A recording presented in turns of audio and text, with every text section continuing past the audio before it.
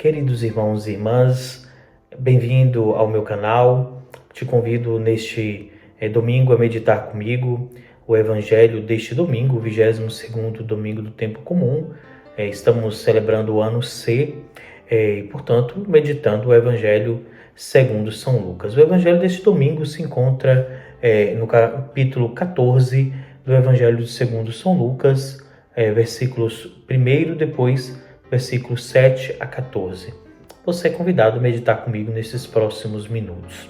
Resumidamente, o evangelho deste domingo, Jesus está na casa de um dos chefes dos fariseus, está comendo na casa de um dos chefes dos fariseus e nota a disposição dos lugares dos convidados, né? Jesus sempre muito atento aos detalhes, né? E Jesus percebe que os fariseus, quando vão chegando, né, vão tomando lugares, os melhores lugares, né, praticamente. E Jesus, através de uma parábola, conta como dá um ensinamento de fato, né? Dá um ensinamento um pouco de etiqueta, de norma de etiqueta, não sei se posso assim dizer, né? Jesus diz, olha, quando fores chamado a uma festa de casamento, não ocupes os primeiros lugares ou os melhores lugares, né? De fato, não sei se você já participou de alguma festa de uma festa mais formal. Alguns até fazem essa marcação dos lugares com o nome, né, das pessoas. Pois bem, e Jesus continua, né? Não ocupes os primeiros, né? Pode ser que alguém que é mais importante do que você venha a ter que ocupar aquele lugar e você seja convidado a se retirar e ir para outro lugar. E aquilo vai ficar um pouco sem graça, realmente ficaria sem graça o dono da festa te pedir para você sair, né, daquele lugar e ir para uma outra parte, né? Então, não ocupes os primeiros, né?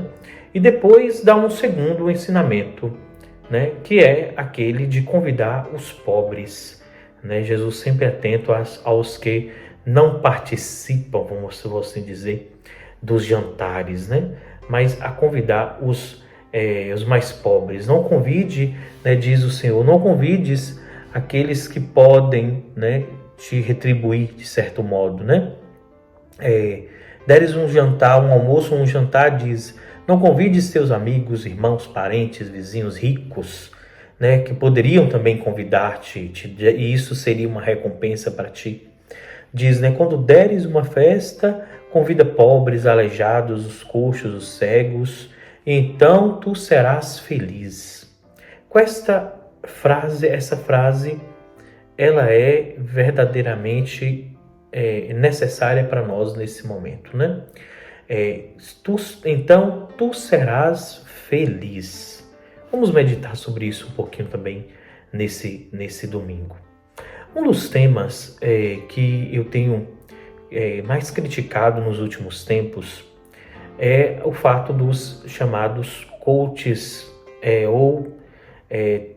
não sei, mentores, né? Alguns chamam de mentores, que são nada mais nada menos que pessoas que são, digamos, treinadores de consciência, não sei, já não é somente uma espécie de professor ou alguém que te ensina alguma coisa, né? Mas são aqueles que fazem as chamadas mentorias, né? Para o sucesso, né? Sempre voltados a essa reflexão. Para sucesso, para que você alcance um objetivo maior, né? Um sucesso neste mundo. Então, eu faço um pouco dessa crítica sobre esse tipo de trabalho, porque na minha cabeça, na verdade, não ajuda muito, né? É mais uma forma da pessoa meio que ganhar dinheiro sobre a sua fraqueza nesse sentido. Bem, é um pouco da minha visão. Apesar de que, em alguns casos, a gente vê que tem alguns resultados positivos, né? Você vê por aí. Mas por que eu quero começar dizendo sobre isso? É porque essas pessoas, não poucas vezes, elas falam de um sucesso. É aqui que eu gostaria de me prender um pouco na reflexão de hoje. eles falam de um sucesso neste mundo, né? Te dão fórmulas milagreiras, né? Você vai fazer tantos passos para o sucesso, né? Ou seja, tem uma fórmula que te fará bem. Em alguns pontos faz sentido, né? Por outros, falta um pouco da sensibilidade da pessoa, da individualidade nesse caso, né? De cada pessoa para poder conduzir bem essas coisas. Então, e depois tem trazido às pessoas problemas de ordem psicológicas, como distúrbios de ansiedade. Quando eu estava no Brasil e atendia no direção espiritual e outros, via sempre pessoas desse modo, né? Que me procuravam porque estavam verdadeiramente ansiosas porque não haviam alcançado ainda o sucesso. Outros influenciam, inclusive, na vida de sociedade dessas pessoas, dando fórmulas para que a pessoa se afaste dos amigos, dos familiares, né? Para que a pessoa se afaste daqueles que te fazem bem, das pessoas que certamente te ajudarão nos momentos de dificuldade. Então, essas pessoas, elas têm isso, elas querem que você meio que fuja dessas realidades, porque segundo eles, é isso que está te atrapalhando de alcançar o sucesso. A liturgia de hoje parece que nos apresenta uma via um pouco falada nos nossos tempos e contrária a tudo isto, que é a via da humildade e da discrição. Hoje, a humildade, em alguns casos, né, é importante dizer, ela é relacionada a um sinônimo de pobreza. Eu já falei disso em várias homilias, mas é sempre bom recordar. No Brasil, nós, por um respeito humano, penso, ao invés de dizer que alguém é pobre, nós usamos a expressão humilde. Então, a gente diz, essa pessoa ela é humilde, como quem quisesse dizer, ela é pobre, né? Mas para não dizer que ela é pobre, dizemos é humilde, né? Mas humildade não tem nada a ver com questão financeira. Bem, Jesus diz que é mais fácil um rico, né? É mais fácil um camelo passar pelo buraco da agulha, né? Como a gente diz, do que o rico entrar no reino dos céus, né? Mas a humildade, ela está para além da realidade socioeconômica. A humildade diz respeito a você perceber o seu lugar neste mundo de fato e viver nele com tranquilidade e viver com desprendimento, praticamente a palavra sinônima para expressar o que eu quero dizer. Existem tantos pobres que estão angustiadíssimos, e aqui começa os distúrbios de ansiedade, né? Estão angustiadíssimos com sua posição, porque gostariam de estar numa posição um pouco mais elevada financeiramente e não se preocupam com a questão da humildade. Tanto que muitos dizem que se ficassem ricos, né? Isso é até uma coisa realmente assim, eu fico pensativo, né? Se eu ganhar na loteria, se eu ficar rico, eu vou ter tantos funcionários para mim não fazer nada, né? Ou seja, às vezes querem humilhar esses funcionários, na verdade, né? Quer fazer o funcionário uma coisa da qual ele próprio não é incapaz de aceitar, por exemplo, né? E quer fazer a pessoa passar por aquilo. Então, percebe onde é que está a mentalidade verdadeiramente? A mentalidade não está no fato de você ter ou não dinheiro, é de como você vive com esse dinheiro, do que você faz com esse dinheiro. Aqui está a verdadeira humildade. Aqui está a ideia de ser humilde verdadeiramente. Em pouco tempo, a mudança de mentalidade tomou conta da nossa sociedade verdadeiramente, a ponto de que se alguém se reconhece humilde, é verdadeiramente um escândalo. Mas como você quer ser humilde, né? Não, você não pode ser humilde mais, né? É quase um pecado, né? Quase um crime viver de forma humilde. Ao contrário, a liturgia de hoje, né, ensina-nos a viver verdadeiramente, como disse agora há pouco, numa etiqueta de vida distinta de tudo aquilo talvez que alguém te ensina, nesse sentido de que você cresça e que você se imponha, né, acima de tudo, porque não é só crescer economicamente, alcançar o sucesso, mas é de se impor diante do outro, né, se impor diante da figura, das coisas desse mundo, das pessoas, né? Este é o problema, né? Aquela de saber, ninguém quer mais saber esperar um pouco, né? Esperar que te conduzam. A atitude dessa pessoa de se sentar em um lugar que não é o seu, antes que te conduza ao posto pelo anfitrião da casa, né? É realmente uma falta de educação muito grave. Já para a regra de etiqueta que estou dizendo. Agora imagine para a vida. É uma falta verdadeiramente de inteligência, de sabedoria de vida. Né? Você deve esperar o seu tempo que te localize, que te conduzam, que te coloquem verdadeiramente no lugar que é seu. A gente usa até essa expressão quase que eu falava, né? De que cada um ocupa o seu lugar, né? A gente quando briga com alguém, a gente diz, né? Se coloque no seu lugar, a gente diz isso, né? Ao outro, né? Ou seja, ponha-se no seu lugar, né? A gente diz, na verdade, desse modo. Como quem quisesse dizer, olha, seja humilde, reconheça a sua falta, né? A sua falha. E Jesus, irmãos, quer indicar aqui, nesse evangelho, que todos deveriam buscar na humildade exercer suas funções.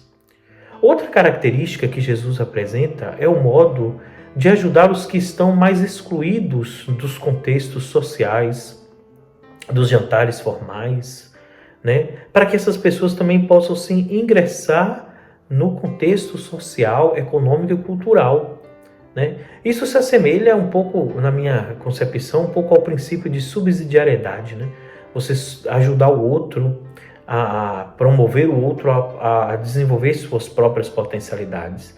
Esta é uma forma que o coach poderia fazer verdadeiramente, né?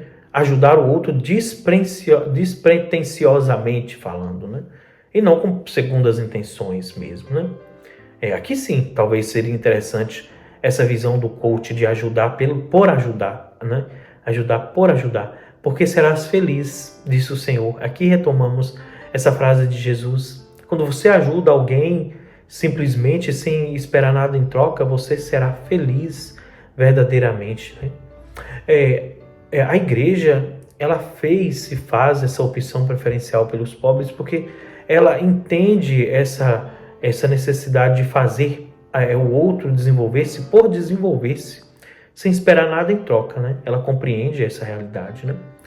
E é isso. E nós precisamos, talvez, certamente, entender que diante do mundo existe uma verdadeira contradição, né, entre o ensinamento de Jesus, esse ensinamento, e o ensinamento do mundo nesse sentido, né? Jesus ensina-nos a buscar verdadeiramente essa vida digna, né, mas na humildade, né? Vivendo nessa tranquilidade de vida, nessa busca de sentido de vida, né? Uma segunda característica da liturgia de hoje, que a liturgia de hoje nos ensina, é a realidade da descrição. Disso que falava agora há pouco com breves palavras, né? No mundo carregado de redes sociais, né, que nós vivemos, viver discretamente para muitos é verdadeiramente um luxo, né? Nós que temos uma vida, nós padres, né, que temos uma vida pública, isso é muito difícil. O fato do padre muitas vezes estar sem o distintivo clerical, né, a camisa clerical, o distintivo, a batina, né, muitas vezes é um modo que encontramos de viver um pouco mais discretos. Porque quando o padre está, quando se dá conta da presença do padre, muitas vezes a pessoa o trata com um pouco de diferença, né? Trata um pouco diverso. Então muitos padres optaram por uma vida, por não usar tanto o hábito clerical por essa situação. Bem, aqui entra uma discussão sobre o ser sacerdote 24 horas por dia, né? O ser padre 24 horas por dia. Não é disso que eu gostaria, não é essa a minha reflexão, né? Minha reflexão é impossível, por exemplo, o padre ir tomar um sorvete, né? Pensa comigo, você vai tomar um sorvete de forma tranquila, né? Que às vezes a pessoa o padre está tomando um sorvete, a pessoa ela, às vezes julga o padre, mas está tomando um sorvetinho, né, padre? E começa a rir, né? Ou seja, o senhor está aí, né, poderia tá rezando a missa, poderia estar não sei aonde, então, ou seja, é como se a impressão que dá é que às vezes nós não temos essa possibilidade de viver, fazer um momento de descanso, de ficar um pouco tranquilos. É claro que alguém agora vai pegar essa parte da minha fala e destrinchar por toda uma situação bem, eu não posso controlar essa parte bem. Infelizmente também tem esta, né, de que muitos desviaram a atenção, o princípio, né, das coisas, preferem não usar nunca mais, porque é um extremo. Aqui nós já estamos diante do extremo, né? Quem me conhece sabe que eu uso sempre a batina, sempre minha camisa clerical, mas também em alguns momentos eu não estou com a camisa clerical, né? Porque o lugar, a situação, eu não percebo que seja necessária que eu esteja vestido daquele modo sempre, em toda ocasião, né? Inclusive tem alguns vídeos aqui deste modo. Então, mas falamos de descrição de vida, né? A gente vira produto, né? É disso que eu gostaria de dizer. A gente vira produto, né? A gente faz nós mesmos produtos e a gente vende a nós mesmos. E isso angustia muitos também. Eu conheço alguns irmãos sacerdotes que hoje vivem profundas angústias porque venderam a sua imagem, vamos assim dizer, né? A sua imagem. Então, as simples coisas que possam vir a fazer podem se tornar para eles um motivo de escândalo para muitos, né? E vivem uma verdadeira pressão psicológica diante disso, né? Vivem uma verdadeira angústia psicológica. Então é desse tipo de coisa que falo. Assim como artistas, né? Os artistas sofrem muito com isso, né?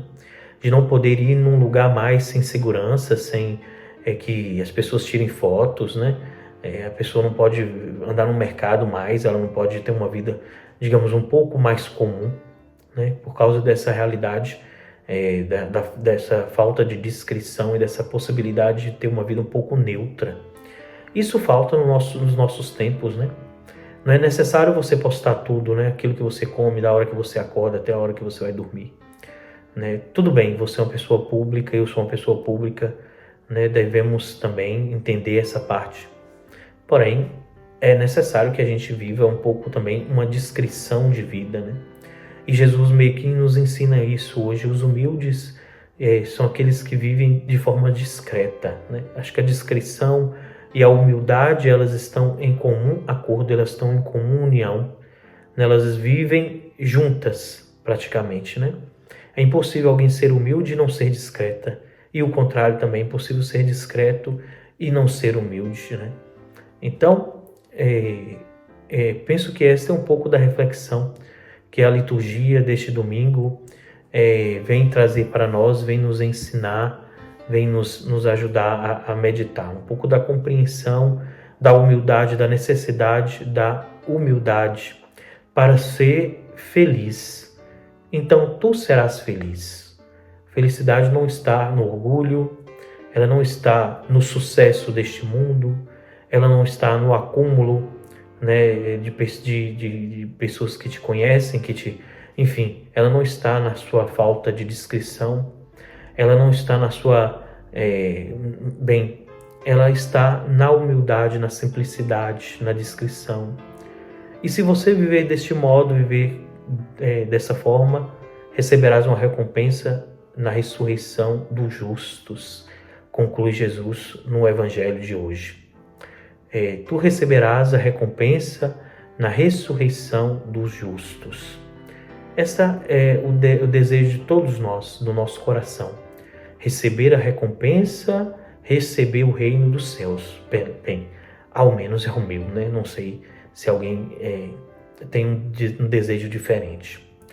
Pedimos a Deus, então, neste domingo, a graça de que nos ensine a sermos humildes, de sermos pessoas sempre mais voltadas ao amor, à misericórdia de Deus Todo-Poderoso. Deus abençoe você, Deus abençoe a sua família e salve Maria. Em nome do Pai, do Filho e do Espírito Santo. Amém.